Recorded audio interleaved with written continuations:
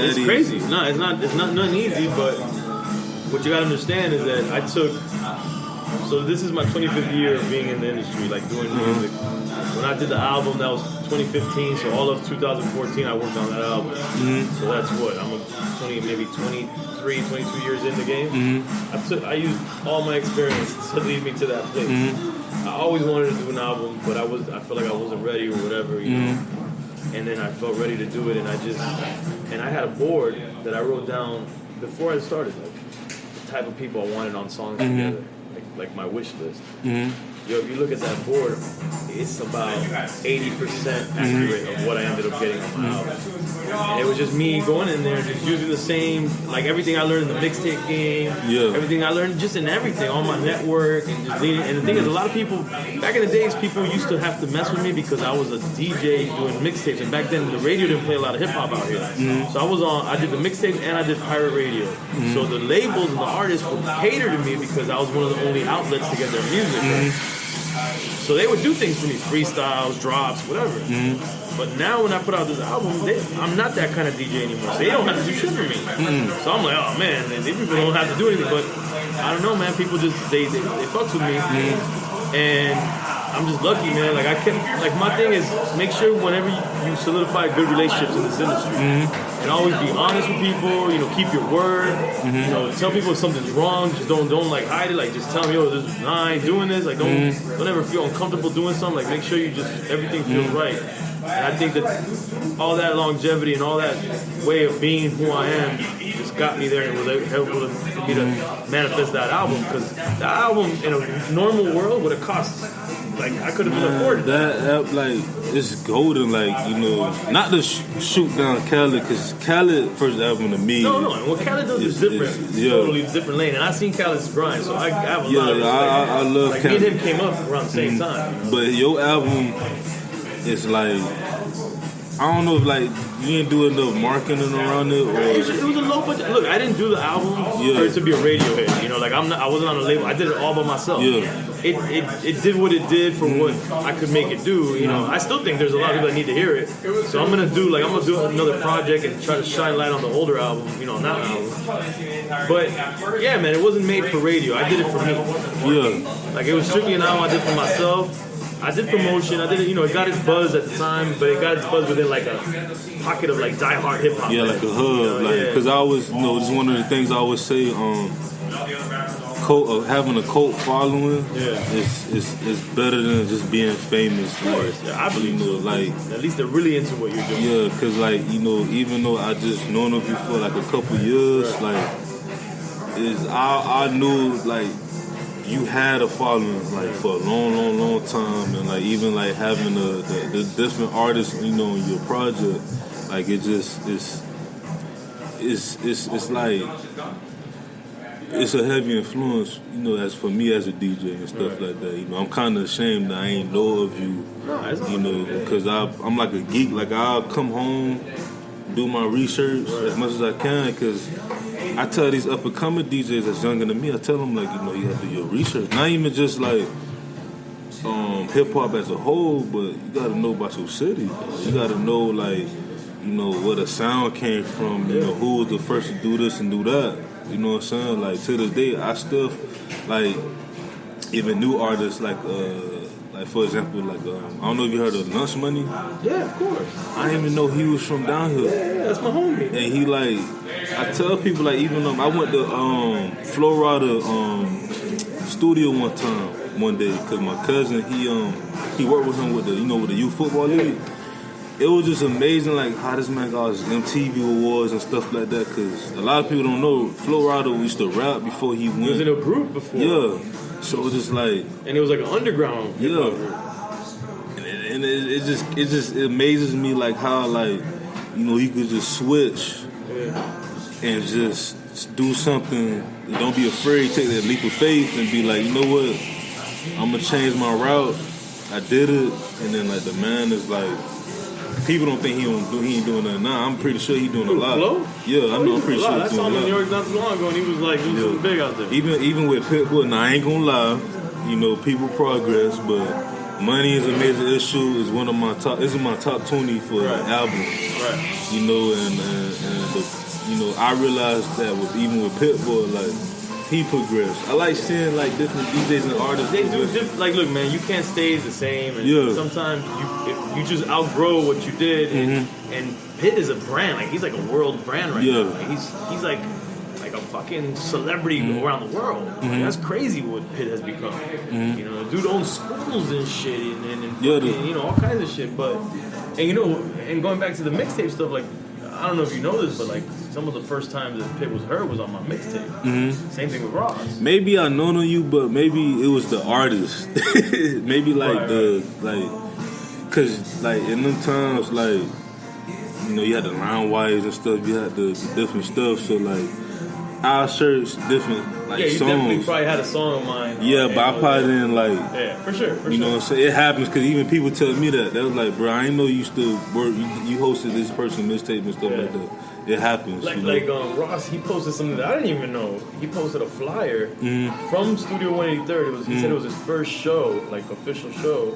But he didn't go as Rick Ross. He used to go as Willow. Yeah, I heard about that. And he showed the flyer, and he even shouted me out because I'm DJing the party. It was actually the Outkast one. That's crazy, man. Yeah. That's crazy, man. Yeah.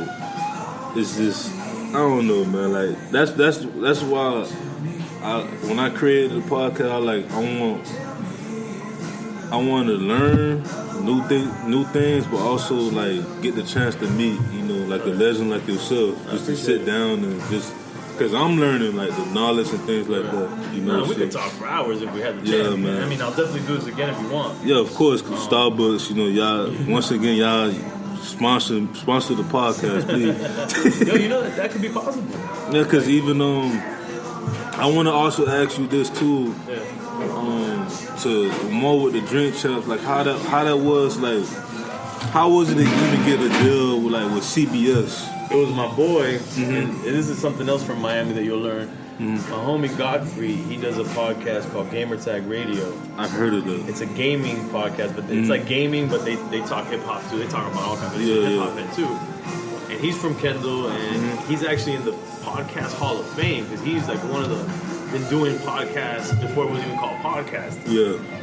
And he was at CBS, and he said, yo, man, he was the one always pushing me to try to do a podcast. And he's like, yo, you want me to introduce you to the people? Yeah. And then he introduced us, and they picked us up. Like, we did a demo. Me and Nori had to do like a demo. Demo was Fat Joe and Kenny Anderson. Now, Fat Joe got a podcast on Tidal. Coca Vision, yeah. Today I was with them. I was like, we were doing a video with That's what's up. Fat Joe. That's what's up, man. Because, like, so, like, CBS and then Revolt, like... Then Revolt picked us up as a TV show. And now we're no longer with CBS for the audio. We're with this company called Audio Boom. I don't know who you...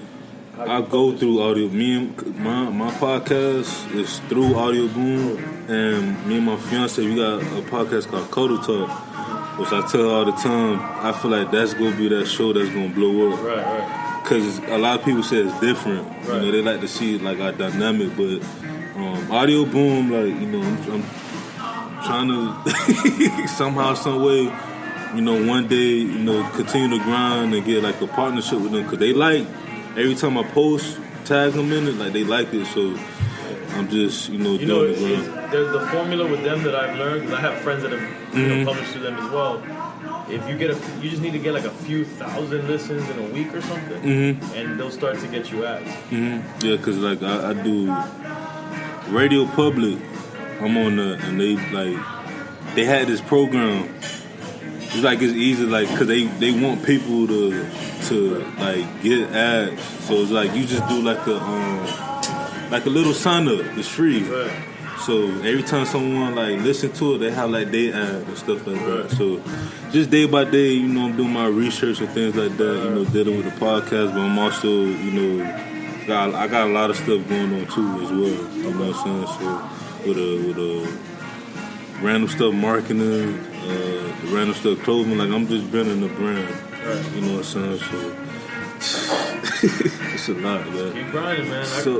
So my last question before I ask everyone this: where do you see yourself? Cause you've done a lot, but where do you see yourself 5 to 10 years from now? I see myself tired. No, man. I mean, another thing I didn't mention is I do this documentary series called Coming Home. that actually Revolt's been putting them out. Is it on? It's on my site. You can stream them all on crazyhood.com. Okay. Like the 4 that we put out. So it's basically like we travel to different countries and we like, it's like a travel show. It's me and my boys. We go like my crew and we clowning, but we go and we meet with hip hop artists and they kind of show us around. But it's like it's about hip hop, but it's also just like about us traveling to this foreign country but through hip hop. Like hip hop is showing us around, like the artists out there. So we went to Cuba, which was the first one. I had never been to Cuba. I always wanted to go to Cuba. Yeah, I went to Cuba in 2012 before it opened up. And then we went to Peru, went to Haiti, Vietnam. My dad fought in the Vietnam War, and I went to the battlefield where he fought. Yeah, my dad, he was in the Vietnam War too. Purple Heart. My dad has 2 Purple Hearts. Yeah, he was a Marine.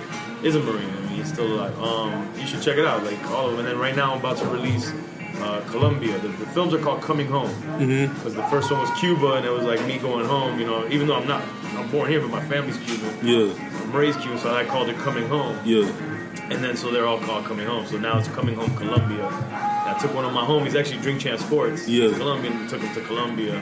He got to go to the area where his parents, lived and were born and stuff. So. And it's dope. We meet artists and we see how they're doing hip hop and how their industry and what their problems are and what they're learning from us, the good and the bad. And we go into the hood and we see what's happening. And that's my passion project. And my future is really, I see myself doing that more.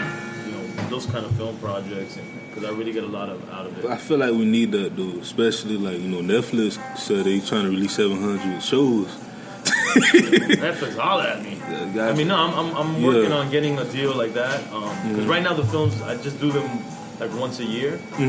But I really want to do a whole series. Like I don't know if you ever heard of Anthony Bourdain. Anthony Bourdain. He's on CNN now. He's like a travel dude. You should check him out. He's really dope. I'm gonna check him out. So he's been around for years now. He's a chef though, but he goes to different countries. But it's like he talks about everything. It's not about just food. It's all kinds of shit. And he's kind of like my role model in what I'm doing. Like he does it with food, I want to do it with hip hop. Yeah. And I want to go everywhere. I want to go to places where you wouldn't even think. I want to go to Mongolia. Yeah. And show you a rapper in Mongolia. I mean, hip hop is everywhere. So I gotta watch your show because I know Nori do with the food. The food show. Yeah. Nah, I ain't gonna lie. I hope I have him on the show one day. He was down here for the food. Right. I'm not saying Myanmar, like certain parts of Myanmar is not the hood, but he said Myanmar was the hood. I like it. Right. I like for me as a Miami native, there are parts of Myanmar that they know Myanmar, no, like East Myanmar, like I stay in Pines, like me and my fiance. I used to get all my records from my boy at a Jamaican spot out there. Yeah, don't get me wrong, like me and my fiance, we just moved to Pines like in July, but I always knew about it because like my best friend, he stayed in Myanmar. But like East Myanmar and stuff like that. Like, it depends on where you're at. Man. Yeah. But like for me, I always thought like you go like the Overtown, you know what I'm saying, like Little Haiti somewhere, Opalaka, you know what I'm saying. But like I really appreciate and I love what y'all doing. Like y'all, first of all, y'all been doing music for a long time, especially yourself. You got the podcast, but you branching out. Doing documentaries and stuff like that. And check out, sorry to cut you off, but also I have another podcast that's celebrating the 25th anniversary of my company where we're interviewing all the people in my crew. I actually try to start listening to it, but I have to really like sit down. You gotta soak it because it's each individual story, in my crew. But check those out. Yeah, man. So. You got anything else before, like any shout outs before we end the podcast? That's it, man. Just thank you for having me, man. It's all good. I appreciate you, man. Thank you, bro. Like, I really like, because I always said that I'm looking for like a mentor just to, talk to me and things like that. And like, hit me anytime. No man. problem. I appreciate you, man, for being on the show. And we could do it again, for sure. Yeah, man, but this has been your boy DJ Anonymous with Sports Biz Music, episode 20 with the legendary DJ EFN, and we out. Peace.